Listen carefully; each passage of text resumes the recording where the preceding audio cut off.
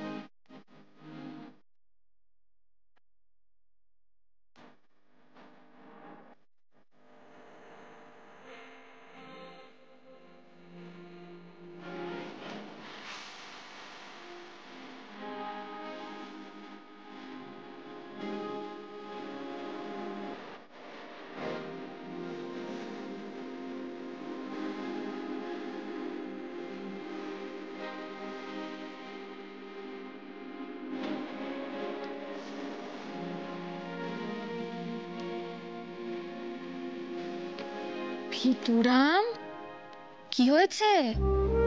এরকম হাঁ করে কি দেখছো? বিশ্বাস হচ্ছে না আমি যে ফিরে এসেছি? না, মানে তুমি তুমি সত্যি এসেছো নাকি এটা আমার কল্পনা?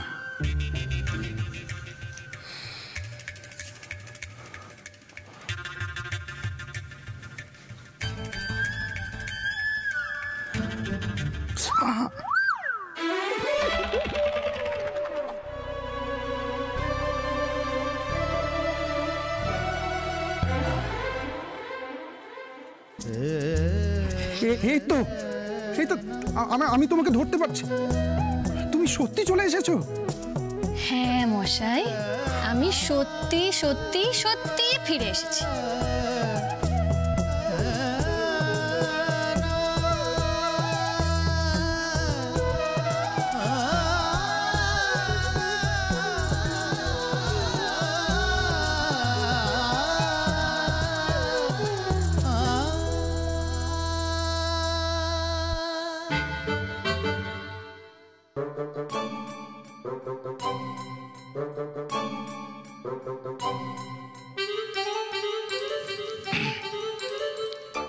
চুপি চুপি বলি আপনাদের, নিজের ভাই তো, সামনাসামনি না হিংসে করা যায় না, তবে ভেতরে ভেতরে না খুব হিংসে করি, জানেন, খুব হিংসে হয়। এই যে ওর বউ নেই, 1 বছর নেই, ওফ। আর আমার বউ, হ্যাঁ, কতবার করে বলেছি যাও যাও বাপের বাড়ি যাও, বাপের বাড়ি যাও, কিছুতেই কথা শোনে না। শুধু তাই নয়, মিষ্টির কথা বলে বোঝাবার চেষ্টা করেছি, বলেছি যে এখন ছোট আছে, পড়াশোনার চাপ কম, এখনই তো বাপের বাড়ি যাওয়ার সময়, হ্যাঁ, সেখানে গিয়ে মজা করতে পারবে, আনন্দ করতে পারবে। কে শুনে কার কথা? আমাকে ছেড়ে নড়েই না, নড়তেই চায় না। আচ্ছা আচ্ছা আচ্ছা, একটা কথা বলুন তো, আমি কি দুগ্ধপোষ্য শিশু নাকি? হ্যাঁ, ছেলে মানুষ, কিছু নিজে করতে পারি না? কিছুতেই কথা শুনবে না, আর কিছুতেই বাপের বাড়ি যাবে না। আরে বউ না থাকলে একা একা কি যে দারুণ লাগে, সেটা কি করে অদিতিকে বোঝাই বলুন তো? হ্যাঁ, বোঝানো সম্ভব? একা হওয়ার আনন্দ, উফ, যখন খুশি ঘুম থেকে উঠবো, যা খুশি হবে তাই খাবো, কেউ ব্যাগড়া দেবার নেই, কেউ প্রশ্ন করার নেই। এখানে দাঁড়িয়ে দাঁড়িয়ে কি করছো?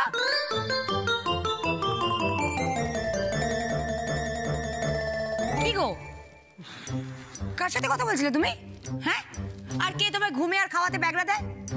তুমি সোনামণি। কি কি বললে? এই তোমার শরীর ঠিক আছে তো? মাথা মাথা খারাপ হলো নাকি সকাল সকাল? মাথা খারাপ হওয়াটা তো আমার মৌলিক অধিকারের মধ্যেই পড়ে, বুঝেছো? আচ্ছা, কি বলতে এসেছো বলো তো, বল বল। আমি তো তোমাকে বলতেই এসেছিলাম, তুমি তো আমার কথা শুনতেই চাইছো না। হ্যাঁ শুনছি তো, বলো না। শোনো না, আগে বলো তুমি না করবে না। আমার ঘাড়ে কটা মাথা? ইয়ার কি বেরো না তো, আগে বলো না। কি ভাবছিলাম কি কি তোর বাবা, কোনো সময় একটু আমার সাথে সিরিয়াস হতে পারো না তুমি? শোনো না, মিষ্টি কদিন ধরেই মা বাড়ি যাবো মা বাড়ি যাবো বায়না করছে, তাই আমি ভাবছিলাম আমি কয়েকদিনের জন্য বাপের বাড়ি যাবো আমি।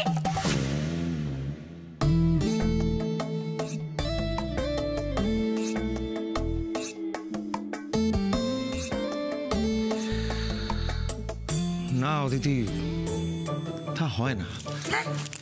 আমার অফিস আছে, মিষ্টির স্কুল চলছে, এই অবস্থায় কামাই করাটা, তাছাড়া আমি একা একা এখানে, তুমি ওখানে, কি করে হবে অদিতি? আমি জানতাম তুমি আমার কথায় নাই বলবে, আমারই ভুল। তুমি আজকাল আমার কোনো কথা শুনতে চাও না, তুমি আমাকে আর আগের মতো ভালোই বাসো না। তুমি যে আমাকে এরকম একটা সারপ্রাইজ দেবে আমি ভাবতে পারিনি বকুল। আমি তো ভেবেছিলাম তুমি তোমার আসার খবরটা আমাকে দেবে, আমি তোমাকে স্টেশনে আনতে যাব। দেখো তুমি আজকে নিজেই হঠাৎ করে,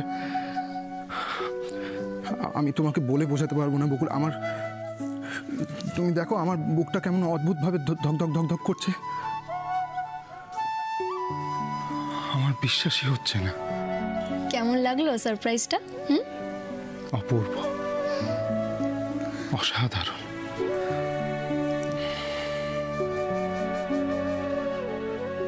আমি আবার তোমার প্রেমে পড়ে গেলাম নতুন করে।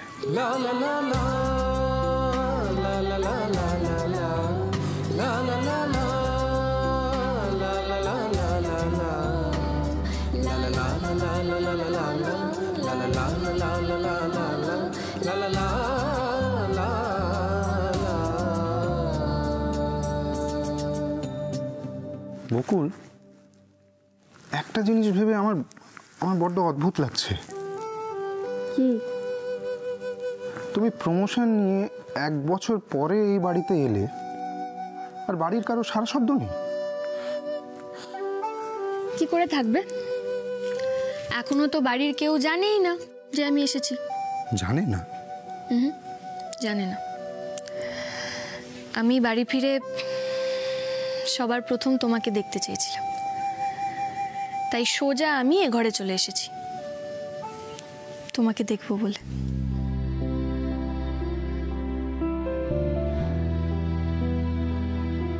চলো দুজনে মিলে সবাইকে সারপ্রাইজ দিই।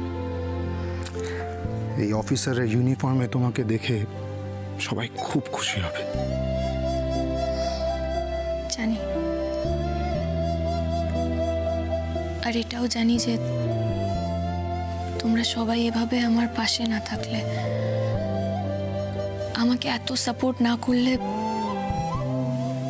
আমি আজ এই জায়গাটায় পৌঁছতেই পারতাম না।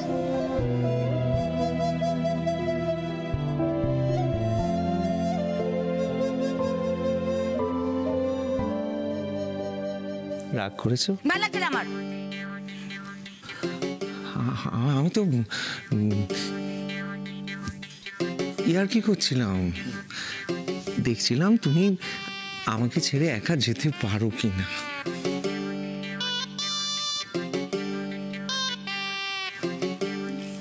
মন তো আমারও খারাপ হবে। শোনো না, বলো।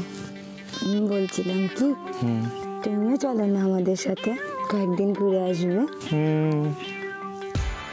এই না না, আমি কি করে যাব? আমার এখানে 1000টা মিটিং আছে স্কুলে, না মানে অফিসে। আর তাছাড়া ঋষিমণি কাকুমণি ঋষির ওপর এত দায়িত্ব ছেড়ে আমি কি করে একা একা চলে যাই বলো তো? আমি যাই 1 সপ্তাহের জন্য, কিন্তু 1 সপ্তাহ? অনেক বেশি বলে ফেললাম না? হ্যাঁ, 1 সপ্তাহ অনেকগুলো দিন তো। তুমি ঠিক আছে, তাহলে অন্তত 4 দিনের জন্য যাই। প্লিজ না করো না, তুমি প্লিজ না করো না। শোনো না, আমি 4 দিনের জন্য যাই, চলে আসবো তো। না না, তা কেন? 4 দিন কেন? 1 সপ্তাহ, 2 সপ্তাহ, 1 মাস, 2 মাস, যত দিনের জন্য। এই যা, অত দিনের জন্য বাপের বাড়িতে কেউ যায় নাকি? আমি চলে আসবো তার মধ্যে। একটা গোটা খাট, আমি একা ফুটবলের স্বপ্ন দেখবো আর নাক ডেকে ঘুমাবো। কি ব্যাপার বলো তো?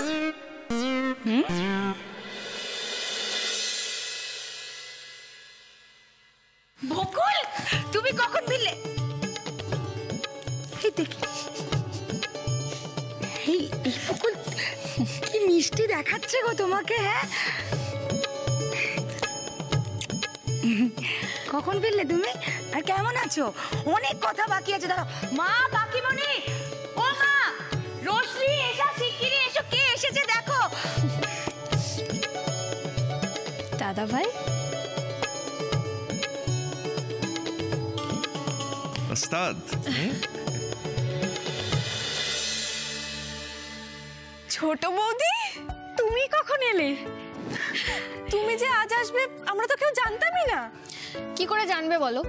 1 বছর ধরে তো তোমাদের কাউকে কোনো সারপ্রাইজই দেওয়া হয়নি, তাই এই সারপ্রাইজটা দিলাম। ঋষি জানতিস? কেউ জানতো না। নিউ হেয়ার স্টাইল, নতুন অফিসার ইউনিফর্ম, বাহ বাহ, পাওয়া যায় না, দারুণ লাগছে।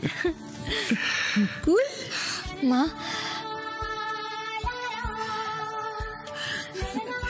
তোর দুই বাবার স্বপ্নই তো তুই পূরণ করেছিস রে মা।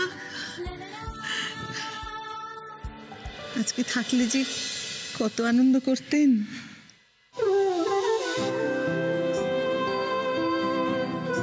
বকুল,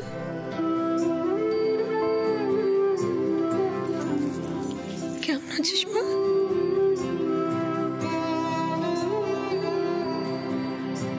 দাদাকে প্রণাম করবি না? তোর উন্নতির জন্য সব থেকে বেশি অপেক্ষা যদি কারোর থেকে থাকে তাহলে ওই মানুষটা ছিল। যা প্রণাম কর।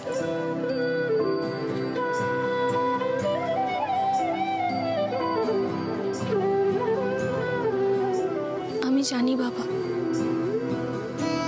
তুমি সব সময় আমার পাশে আছো। ঠিক এইভাবে আমার পাশে থেকো বাবা। আমি যেন সব সময় তোমার আশীর্বাদ মাথায় নিয়ে ঠিক এইরকম সততা আর নিষ্ঠার সঙ্গে আমার সব কর্তব্য পালন করতে পারি। কখনো যেন আমি ভয় পিছিয়ে না পড়ি বাবা। তুই ইউনিফর্ম চেঞ্জ করবি না নাকি এইভাবেই আজকেই চলে যাবি ডিউটিতে? হ্যাঁ মা, ডিউটিতে যাব। হ্যাঁ, কিন্তু হ্যাঁ, তার আগে আমাকে একবার লোকাল থানার ওসির সঙ্গে দেখা করতে যেতে হবে। মানে ওখানে গেলে আমি তারপর জানতে পারবো যে আমার ডিউটি কোথায় হবে। লোকাল থানা মানে তো অগ্নিজিৎ বাবু, তাই না? হ্যাঁ। তোমার এই খবরটা পেয়ে অগ্নিজিৎ বাবু খুব খুশি হবেন।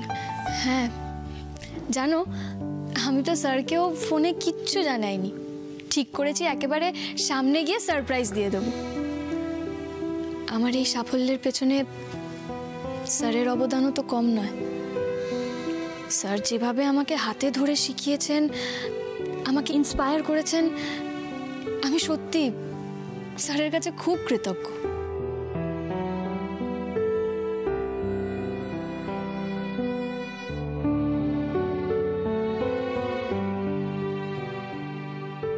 শোনো না, আমি না প্ল্যানিংটা একটু চেঞ্জ করলাম। কতদিন বাদে বকুল বাড়ি ফিরেছে, কত আড্ডা হবে, কত মজা হবে, এসব কিছু আমি মিস করতে পারবো না। আমি কদিন বাদে বাপের বাড়ি যাবো, এখন যাবো।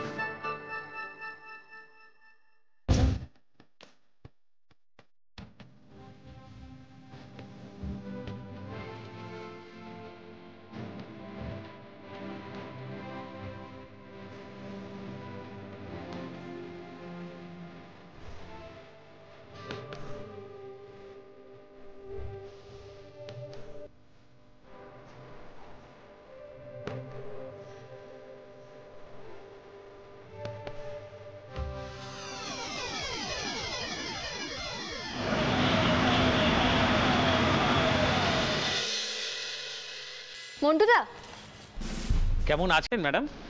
বাবা মন্টুদা, তুমিও আমাকে ম্যাডাম বলছো? অন্তত থানার মধ্যে তো আপনি ম্যাডাম বকুলদি। কেমন আছেন? আপনাকে দেখে কিন্তু খুব খুশি হলাম। ভালো আছি, তুমি কেমন আছো? ওই চলে যাচ্ছে। বাড়িতে সবাই ভালো আছে? হ্যাঁ, ওরা বেশ ভালো আছে। মন্টুদা, স্যার কোথায়? ওই স্যার মানে ওই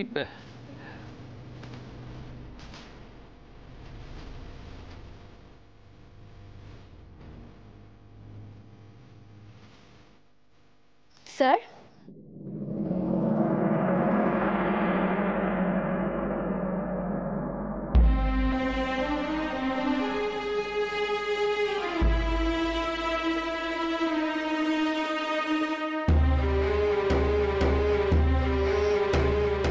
আপনি বকুল রায়? হ্যাঁ, কিন্তু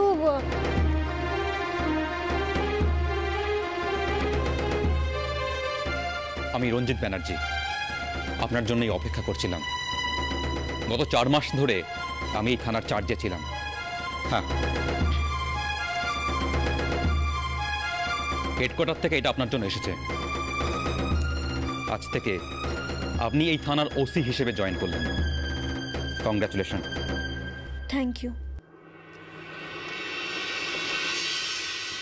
অল দ্য বেস্ট।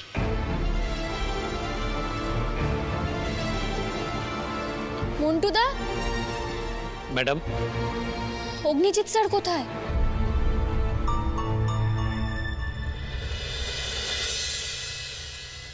উনি সাসপেন্ড হয়েছেন। কি?